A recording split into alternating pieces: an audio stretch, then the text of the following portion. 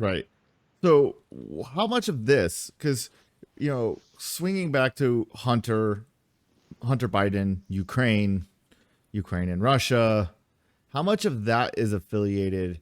Like, what is your take on the whole situation that's going on with Russia right now and Ukraine and China in regards to this whole the obvious World War III that's gonna is about to pop off. I mean, Russia's about to start dropping some some squirrely bombs.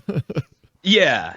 So, I mean, obviously this goes back way further than, either of us have been alive. They've been doing this nonsense since the Cold War. But the bigger thing that I'm noticing is that the same names are popping up wherever I'm looking. Mm-hmm. If I want to head over to the Middle East, I'm going to find business connections with our president's sons, our president's family, direct cousins, and everything. Right. I mean, even the electronic health record used by most medical companies right now, not to go off topic right now, Mm-hmm. but the EHR that almost everyone right now currently in America that they are using is owned or used to be owned by Jonathan Bush, George W. Bush's cousin. And then in 2008, when Obama came in with Obamacare and destroyed the medical system, and they had to overhaul our entire electronic record system so they can keep a track of your money and get better payments from insurance companies, raising rates while not giving you good service, they sold that company, Athena HealthNet, to Bain Industries. Bain Industries is owned by Mitt Romney. So the entire medical collapse, bringing apart this whole new medical system at the same time that a government vice president who was working with the son of the president then gets into a business deal to sell the company in the middle of a health crisis that Obama created. How is all of this not like Federal Trade Commission being watched? Right. Like, these are pretty simple connections when billions of dollars are trading hands and companies are changing names, and it's all connected to your government officials being kicked back by the federal government to support these businesses.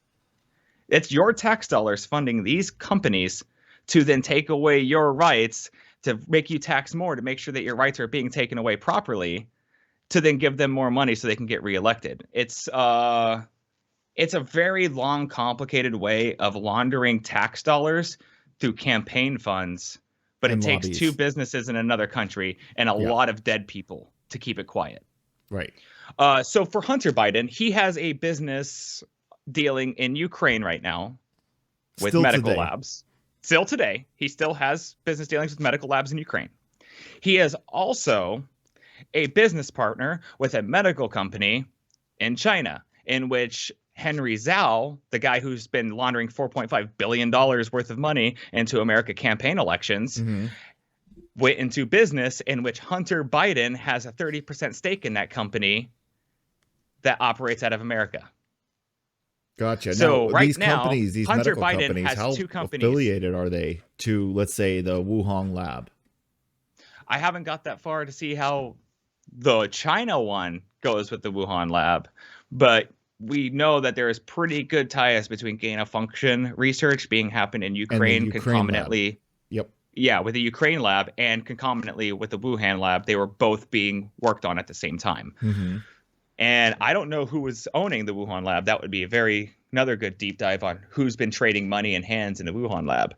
But Hunter Biden having business dealings with both China and Ukraine in the midst of essentially cold wars with both countries right now. Right. And the fact that we know that the Bushes back in the 2000s had oil businesses in the Middle East, which made it really good for us to go in there and take that oil. At the same time, China, Russia, the Middle East, literally the entire the UAE, they are not on fiat currency. Right. And they Iran. are not central banks. And every time that a country doesn't want to be an essential bank to us, we do a false flag. We do a Gulf of Tonkin. We do a 9/11. We do a Pearl Harbor. We do all these things that we know are going to happen. We let it happen. We want it to happen so we can convince the public to go to war, so then we can go over there, overthrow their country, install our own government, take their resources, enslave their people with a central bank, and then give it to Israel. And how's Russia play into all of this? Like, because Russia, the World essential. War III component of this, and and obviously Ukraine is is the centerpiece, which is funny because Ukraine really wasn't a centerpiece ever till Biden ran for president, because nobody had ever heard of Hunter Biden. Nobody had ever heard of the Ukraine deals. Nobody ever heard any of this stuff. Even during Obama's presidency, this had never come up. It didn't start coming up till now, and that isn't till post COVID. So why is this happening with Russia? Ukraine's been trying to annex itself into the UN for a while, for many, many years, probably closer to decades. But but now Russia decides to move on it. What is the situation you've been seeing there? Russia is not really the one making any real moves. The moves have been happening from without for a while. From Russia's perspective, the problem has been coming from without, not within. We obviously have serious security problems with elections. We have serious security problems with just government officials and the lack of any kind of OPSEC in general.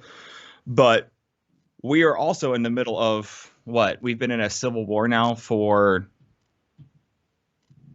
15 years in America. Yeah. Since 2008, we've been in a digital civil war. Right. It's a virtual civil war. It's what they call, I guess, the fourth generation warfare, or whatever they want to call it. Yeah. I mean, the civil war here is taking on multiple fronts. I mean, it's digital, it's cultural, it's a stack of subversion. It's information war, not to use stupid coin words that everyone else uses. It's just information warfare. They're psyop attacks. It's how much stupidity can you get one side to believe so they kill themselves. When that's all we're doing, we're systematically killing ourselves through retardation through the education system. Right. The more that people keep learning to repeat what other people are telling them instead of critically understanding the situation at hand, we are getting dumber and dumber. We have devolution going, and I mean that in a sense that humans are devolving from a functioning sentient being into, a robot. We are programming ourselves to become dumber so something else could become smarter. Right. It's just scary because AI is now the new wave of the future. But to get back onto the world stage of why is Russia doing something? Right.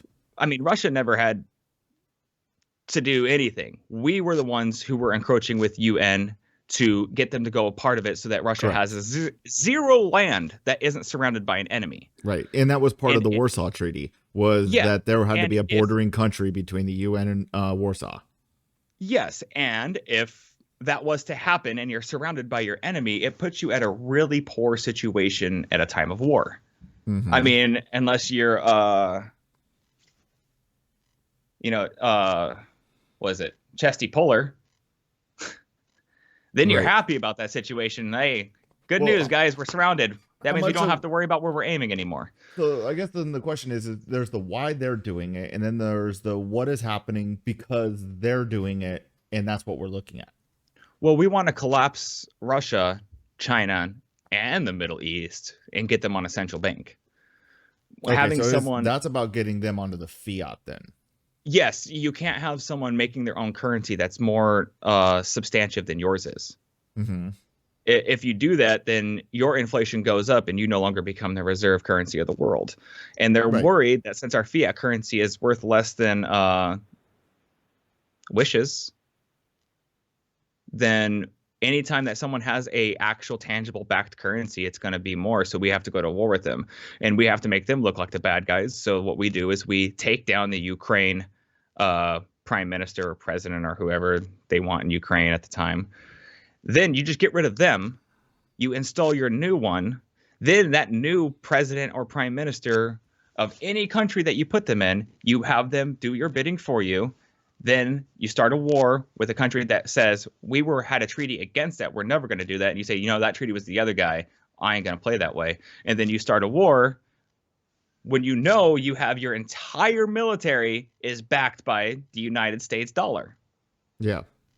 they don't need to worry about fighting their own wars. No one's ever fought their own wars. They just, Israel loans out America, and then they just go do all the killing for them. Gotcha. So this is more about destabilization of countries that are no longer really on exactly the petrodollar. And what is Russia's number one form of money? Oil. Right. It's oil. They only have oil. And so what did Biden instruct U.S. Navy team to go destroy? The oil pipeline, the Nord Stream pipeline. Right. Right. So when they destroy the Nord Stream pipeline, you not only kill their economy, you kill their mobility for war. And then you take their only way out and you put their only way out into a UN treaty. So now that they're surrounded by enemies without oil and without money. Right. And if you get put into a situation with you're out without shelter, food, water, heat, if you're a human, you're going to start fighting back, because at this point, you have pretty much the three things required to not make a revolution happen. So why now? Food, water, and security. Why if those three things are gone? Why at this very moment is this going down? Well, if you could ask a lot of people a lot of different things, and I'll tell you just something else. But for me, my personal belief is it's just a coming of the age. I think that we are entering a new cycle of human existence, and we are going to go down a super dark path of another dark age. And there's a little part of me that believes that the WEF is going to try to create a one world religion, and they're going to try to redo the story of Christ again for the fourth time.